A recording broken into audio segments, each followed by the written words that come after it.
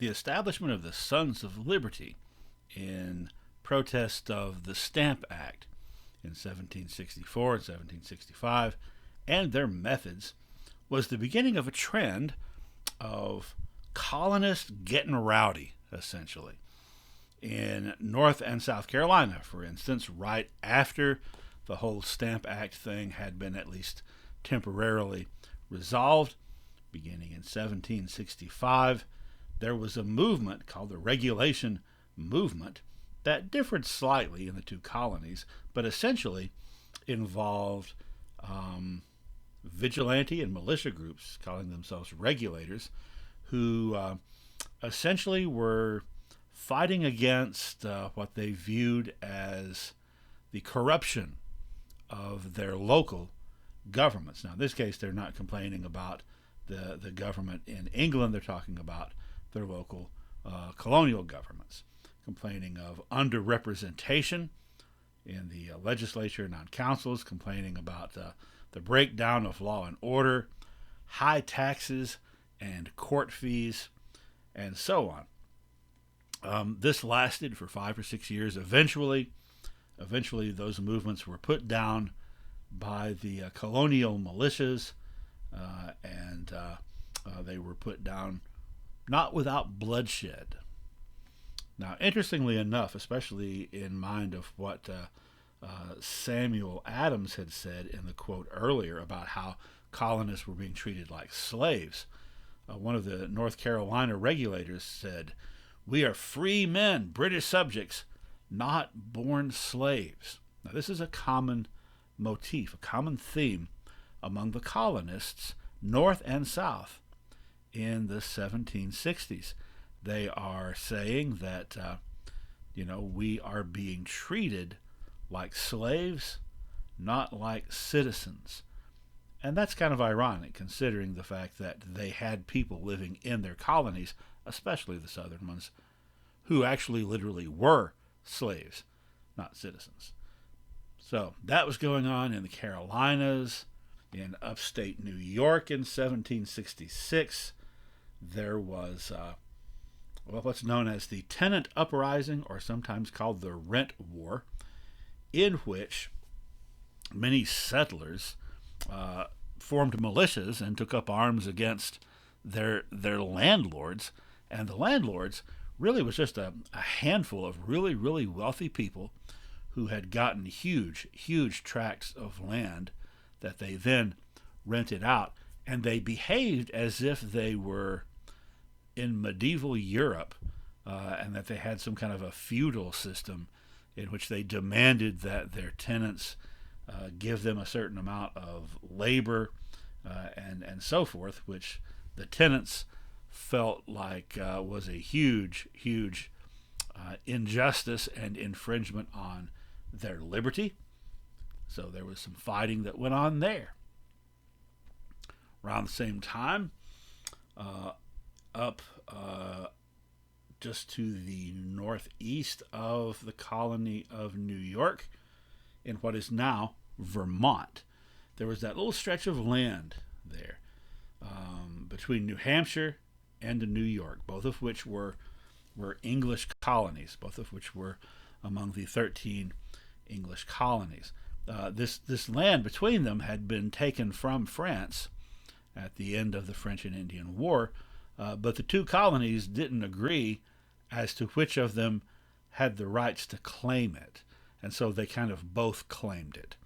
And the governor of New Hampshire opened it up for settlement, and some land was sold to settlers from New Hampshire and some also from Connecticut, but operating through New Hampshire, who moved there into that area. But then the British government sided with New York in their claim. So New York gets to have it instead of New Hampshire, despite the fact that a bunch of people from New Hampshire had bought parts of the land and were living on it. And so the New Yorkers who were given this land, and again, it was wealthy landlords who had political connections, who got the land either for free or very cheap, they were going to charge those people from New Hampshire and elsewhere, they were going to charge them, essentially, they're going to make them pay again a fee so high that it was as high as the price they had originally paid. And those folks living in the area that was known as Vermont, it wasn't a colony, it was just that was the name of the region. They viewed that as a terrible injustice and refused to go along with it, and they formed their own militia called the Green Mountain Boys. The Green Mountain, their area was part of Vermont, and the Green Mountain Boys were led by Colonel Ethan Allen. And this was not like large-scale warfare, but there were a lot of skirmishes. There were a lot of instances, for example, of the Green Mountain Boys showing up at times and chasing away New York settlers, chasing away teams of surveyors sent out from New York, and eventually there was some bloodshed. One incident in 1771, Colonel Allen and his Green Mountain Boys drove off a group of Scottish settlers and kind of took them prisoner and made them watch as the cabins they had just built were burned to the ground. And then Allen told the Scottish immigrants, quote, "Go your way now and complain to that damned scoundrel, your governor. God damn your governor. Laws, King's Council, and Assembly." And he went on to say that if any New York troops showed up, they would be sent to hell. The governor of New York did not take kindly to this kind of language and put a price on Ethan Allen's head. But eventually, the Green Mountain Boys gained control of the region from New York, wrested control in the mid-1770s, right around the time the American Revolution was starting, which is what kept New York, either the colonial government or the British government, from really stepping in and bringing the full forces to bear to stop it. The Green Mountain Boys wrested control of Vermont and established it as an independent republic. Vermont became its own country. One of a few present-day states of the U.S. that had at one point been independent countries, like the Republic of Texas and the Republic of California, which only lasted for a couple of weeks. Hawaii, the independent Republic of Vermont, by the way, upon their establishment in 1775 or so, abolished slavery, which is something that happened before any of the 13 colonies/13 states did. Now, kind of a spoiler alert, there's going to be an American Revolution. The 13 colonies will become the 13 states. Vermont will be involved, but Vermont was not a state. Vermont is involved essentially as an ally of the United States. Now, once the revolution was ended and the U.S. government was firmly established, they started forming new states. And do you know what the 14th state was? The first new state? It was Vermont. So in other words, for a couple of years there, 1765, 66, 67, there were a lot of angry mobs throughout the 13 colonies. In the cities, you had the Sons of Liberty, who were destroying property and committing assault. And then out in the countryside, there were not just mob actions, but small-scale rebellions against established authority, and not just the British authority overseas, but in some cases local authority, with the Rent War, Tenant Uprising, with the Green Mountain Boys, with the other things that we just talked about, the regulators in the Carolinas. Now, on the one hand, some people who were opposed to the activities of the British, let's take, for example, Samuel Adams. Not as much of a rabble-rouser as he has sometimes been presented, but many folks were very sympathetic with the angry protesters throughout the colonies. But there were other folks, like, for example, Sam Adams's cousin John Adams, who were kind of actually disturbed by the amount of mob action, which was their way of looking at it, right? You can call it two different things. You can call it protesters, or you can call it a mob, depending on whether you agree with them or not.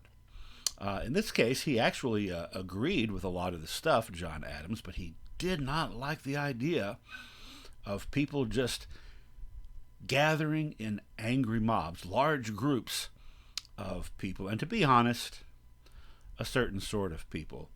That is to say, people who didn't own land. So even though a lot of this action was directed against the British government, against authority in general, it still kind of disturbed, perturbed, bothered even some of the people who were opposed to all these taxes. All right, well, speaking of taxes, let's talk a little bit about this guy and what he did. His name is Charles Townsend, and he was the chief financial minister of Great Britain, which meant that his job was to regulate trade. Now, it so happened that at this time, William Pitt was once again the Prime Minister of Great Britain, but he was in failing health, and Townsend pretty well, where these things went, ran the show without answering to much of anybody. But he had plans to raise new taxes. Remember, the Declaratory Act, when the Stamp Act was rescinded by the British government, they followed that up by saying, but we can do whatever we want. We can tax you. So Townsend introduced several new taxes on goods being imported to the colonies. Things like, specifically, paper, paint, lead, and tea. Now, the money raised from these new taxes was earmarked specifically for a certain purpose, the purpose being to pay judges and royal governors of the colonies, raising the money to pay the judges. Why was that a goal? Because they wanted to make sure, the British government wanted to make sure the money was coming from them, so that those governors and those judges wouldn't be dependent upon the legislatures of the individual colonies. So those colonial assemblies couldn't threaten to withhold money, for example, and thereby coerce or influence the judges. So, in other words, Britain wanted to make sure that the judges weren't automatically siding with the people in the colonies. So, the protests about this round of taxes excuse me, started off kind of slow compared to the Stamp Act, but gained momentum. And it wasn't only the fact that they were being sort of taxed, again, without representation, but it was what the money was going for was also a factor in why some people were upset about it.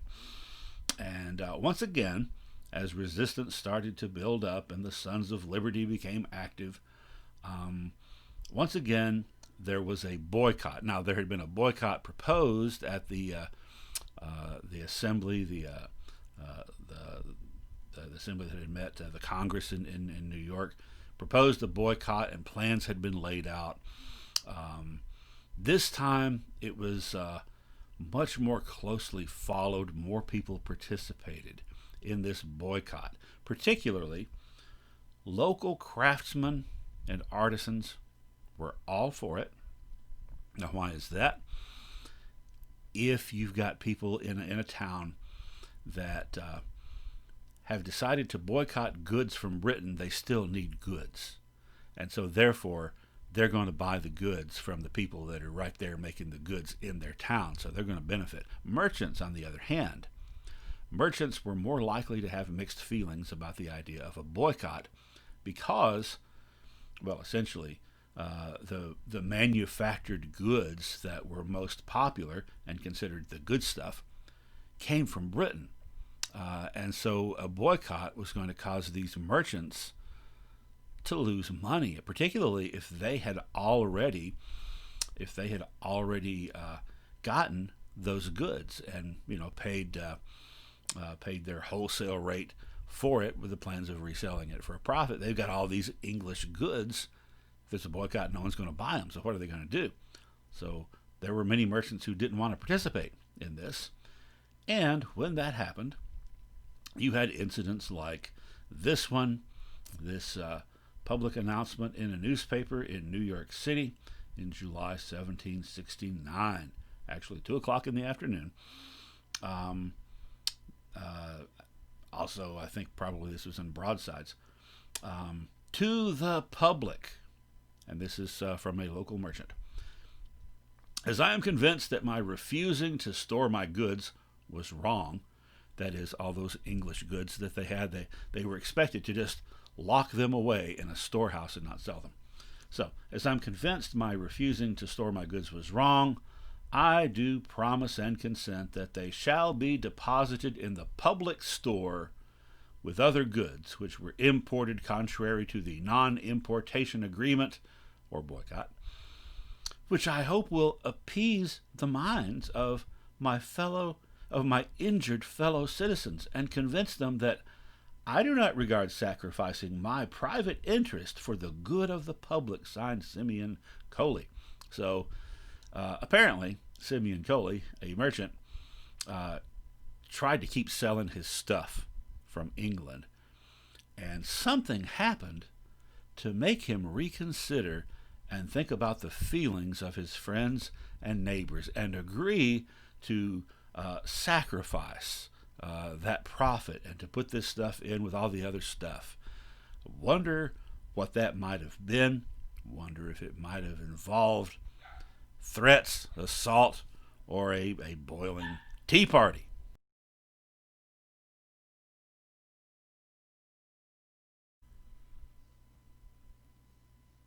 Two of the colonial leaders who spoke out the loudest about the Townsend Acts were John Dickinson, a lawyer from Philadelphia, who wrote a series of essays called Letters from a Pennsylvania farmer that had a pretty wide circulation, in which he argued about essentially argued that it was illegal and against the charter of the colony for these things to be done. And Samuel Adams of Boston, who had been saying the same thing as Dickinson even earlier, if you will recall, during the time of the first the Sugar Act, and then especially the Stamp Act, although he had not received as wide an audience as Dickinson did. Well, Adams might not have received a wide audience with his publications, at least compared to Dickinson, but he had a huge impact because, remember, he was on the Colonial Assembly, the Massachusetts legislature, and he convinced his fellow legislators to send out a letter to the other colonies saying that the colony of Massachusetts officially not only protested but resisted the Townsend Acts, and inviting the other 12 colonial assemblies to vote to join them in that resistance. This did not make the British government very happy at all.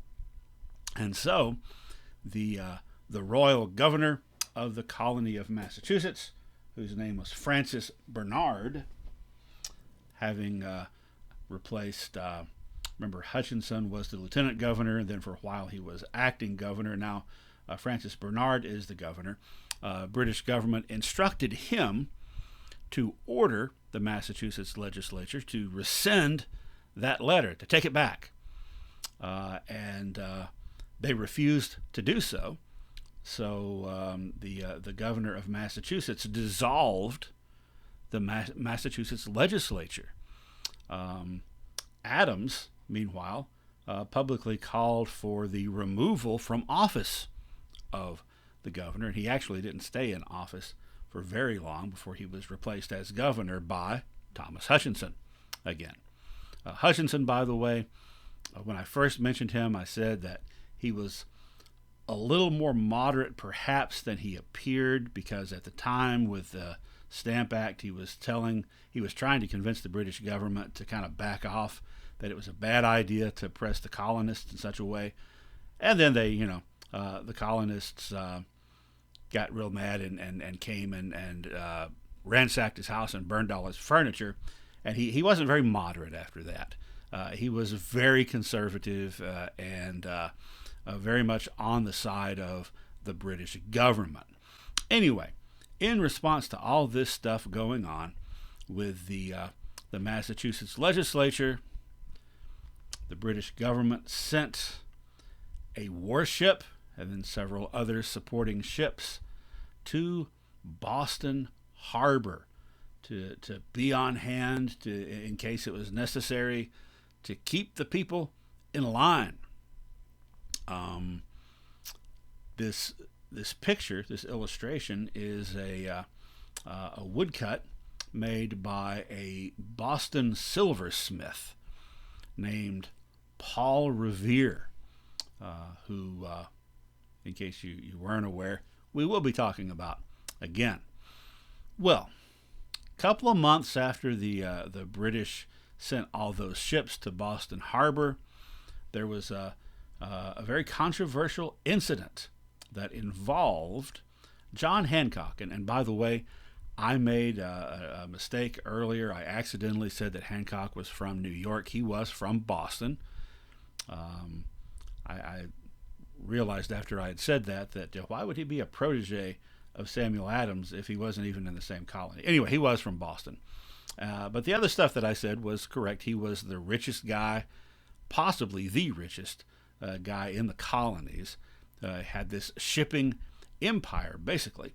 Well, one of his ships that he owned, the Liberty, was in Boston Harbor unloading a shipment of wine when the ship was seized by the British Navy, and the British Navy claimed that it was actually a cover for smuggling, and so they impounded the ship. Now, this is, have you ever heard the expression optics, like not pertaining to getting your eyes checked, but pertaining to how things look?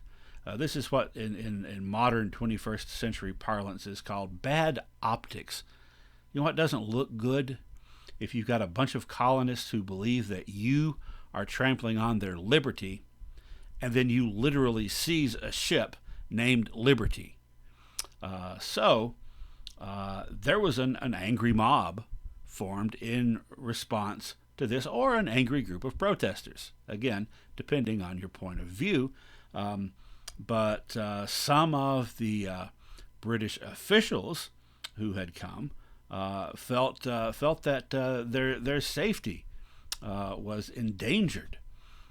As a result, the governor of Massachusetts, who at this point was still Bernard, requested a military presence, a land presence, not just ships. So the British Army sent 4 regiments of British troops to be quartered in Boston.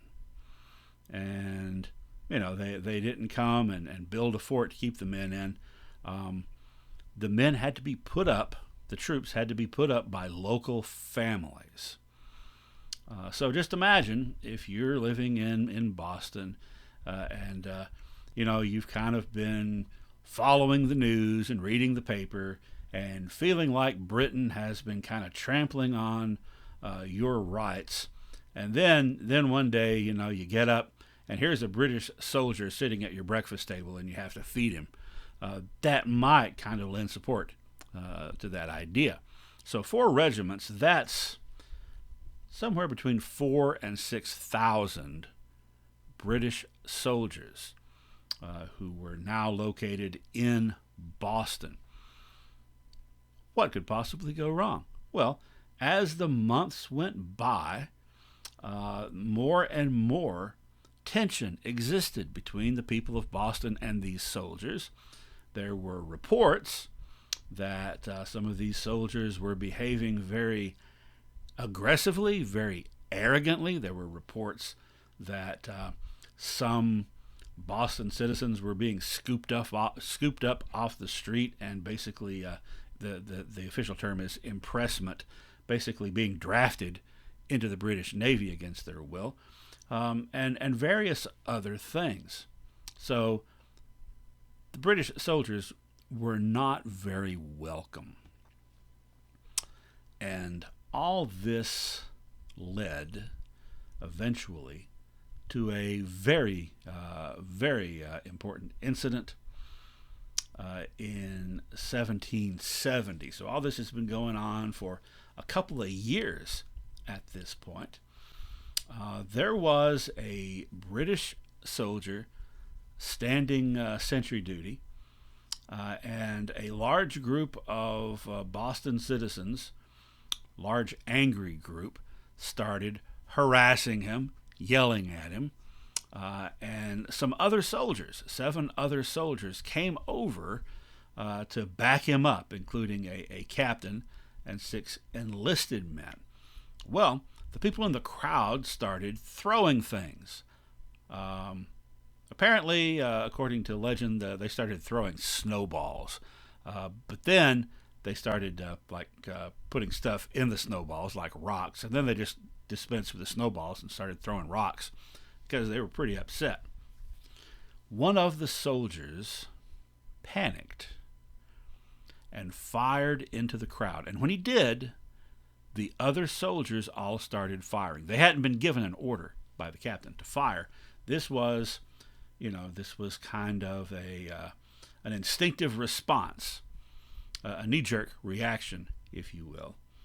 Now, the first person killed, there were actually 3 people killed and 8 people wounded. And of the 8 wounded, 2 died, so that's 5 people killed. The first person to be killed was this guy, Crispus Adams, who was a sailor. He had worked aboard various different ships. Sometimes he worked aboard whaling ships. Sometimes he worked as a stevedore, or the person that unloads the ships. He was an African American man. He was a free black man who also happened to be, actually, he was biracial. He was mixed. He was half black and half Native American from one of the Massachusetts tribes. I don't think that it's been clarified exactly which tribe. It could have been Wampanoag or Narragansett. Regardless, also it's not known. Some people said that he was a runaway slave, others that he was born free. But be that as it may, he was a sailor. He was just a Boston citizen, and he was part of this group that was mad at the soldiers, and he was shot dead along with 4 other people. But well, again, I don't think the optics would be the right word to use here, but there's some irony here, because this is happening. The Boston Massacre, it was called.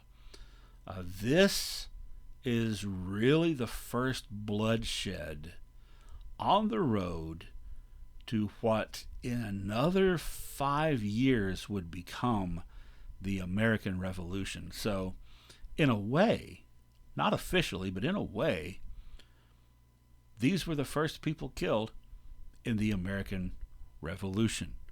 And the very first one was half black and half Native American. So that is actually, in fact, very American, a very American story. Well, if the people of Boston were upset before, imagine how upset they are now. Here's another woodcut by Paul Revere, a very famous one that was circulated beyond just Boston, all through the colonies. And more and more people throughout the 13 colonies were getting irate about this. The soldiers were charged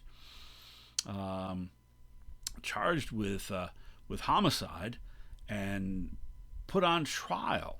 Now, they were tried there in Boston. And at this point, Samuel Adams, who, by the way, there were rumors at the time, I'm not so sure at the time, but a few years later, there started to be rumors for sure. And historians actually said this for a long time, that Samuel Adams had basically been out there fomenting the crowd, getting them worked up into an angry mob. Now, there's actually, I don't think, any evidence, direct evidence, that he did that, but he certainly sympathized with them.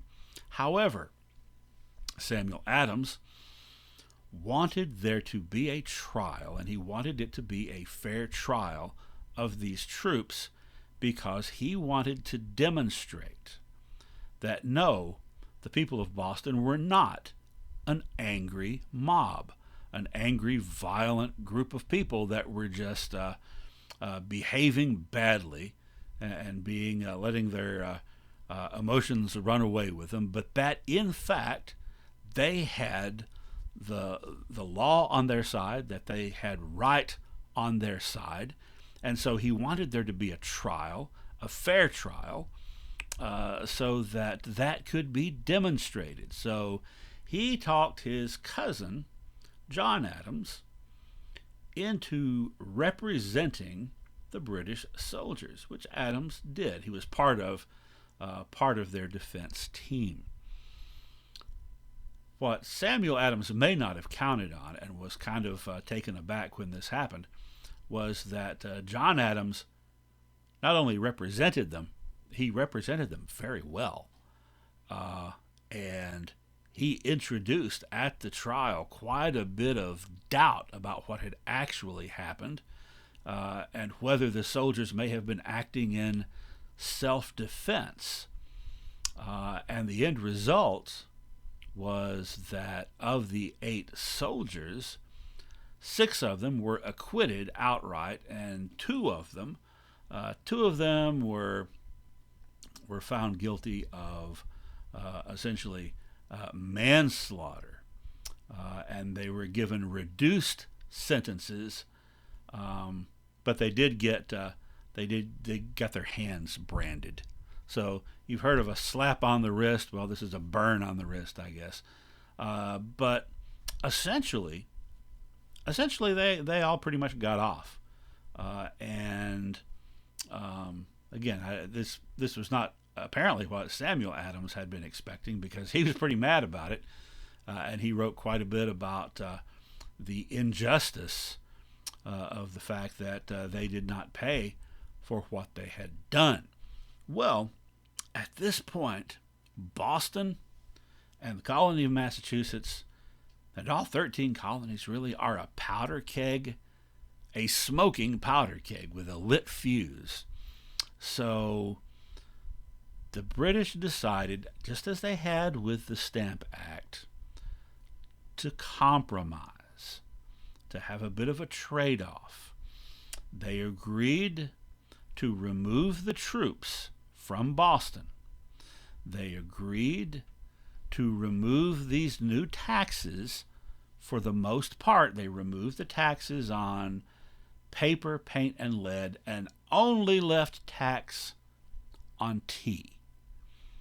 In return, the colonists of Boston agreed to end the boycott of British goods, and that boycott ended then throughout the colonies. So each side gave a little. There, everything's all settled, and it's all going to be peaceful from here on out. Probably you realize that is not what happened. Now, a couple of other incidents that I want to mention before we go further, from things that were also happening around this time that sort of added fuel to the flames, if you were. One involves this guy, John Wilkes. John Wilkes was not a colonist. He was English. He lived in England. He was a member of Parliament.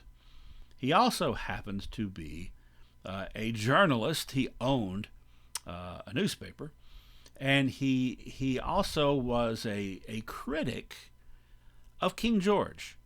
In fact, he had been very critical of the king's speech there at the Treaty of Paris, ending the French and Indian War in 1763, and he was critical of the treatment of the American colonists. He was considered something of a radical. Now, in 1768, right around the time that all this stuff is going on there with the Liberty being seized, and also around the same time that the Green Mountain Boys were up in Vermont, involved in that stuff, Wilkes, who was not popular among people who were very loyal to the king because he was a critic of the king, found himself in a scandal. Turns out he had written a poem making fun of a prominent, well-known local prostitute in London who happened to be the known mistress of one of his political rivals, one of those Tories that were very loyal to the king. And this poem was it was a parody of another famous poem, but if you read it now, it doesn't sound the least bit salacious. But there were a lot of double entendres in it. It was considered obscene, and so this was brought to light, and he was arrested and sent to trial and convicted of obscenity and of libel. And he was actually sent to prison for a while. And when that happened, why, a lot of his supporters in England demonstrated in defense of his being freed, of his liberty. And they were chanting, "Wilkes and liberty." And he was very popular on the other side of the Atlantic among the colonists. So there were demonstrations in the colonies as well. And a common rallying cry became "Wilkes and liberty." Now, John Wilkes eventually, he was in prison for a short time. He got back into Parliament and continued to have a career.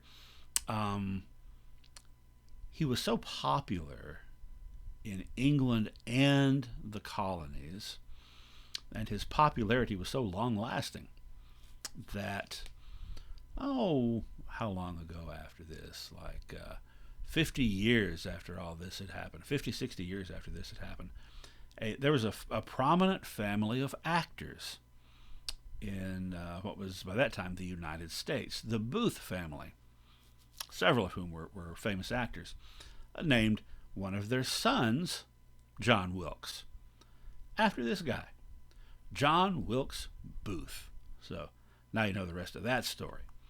Anyway, another thing that happened, actually that didn't happen but was rumored to happen, around the time of the Boston Massacre, was talk that perhaps the Church of England, also known as the Anglican Church, which, by the way, was the official state religion of Great Britain In fact, the head of the Church of England is the monarch of England.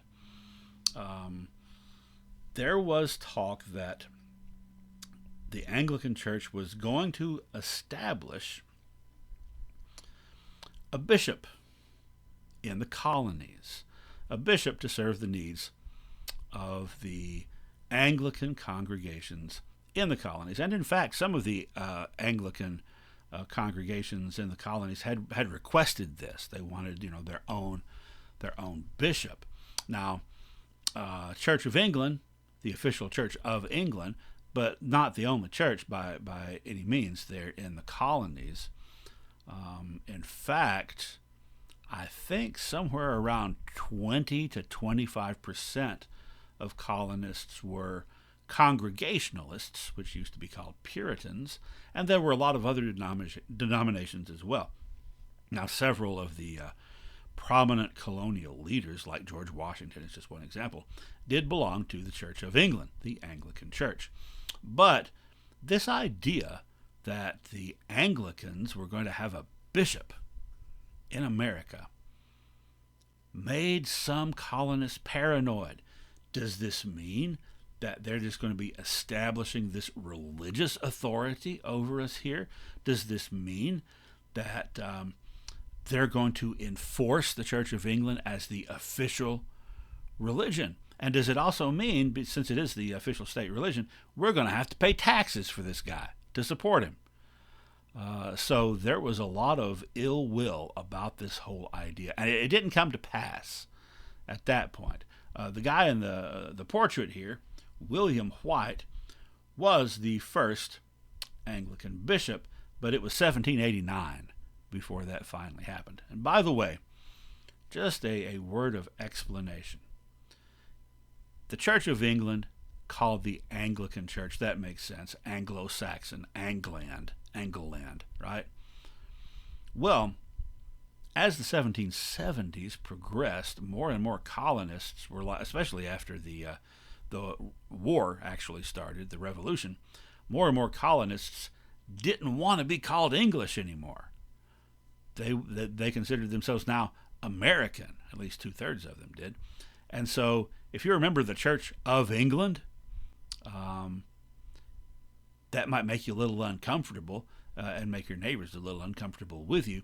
So in the United States, they changed the name of the denomination from Anglican to Episcopalian. So that's how that happened. So just a couple of examples of a wider spread feeling of discontent, mistrust, and protest against the British government throughout the colonies. Now, let's revisit those Townsend Acts that have all now been repealed except one, the tax on tea.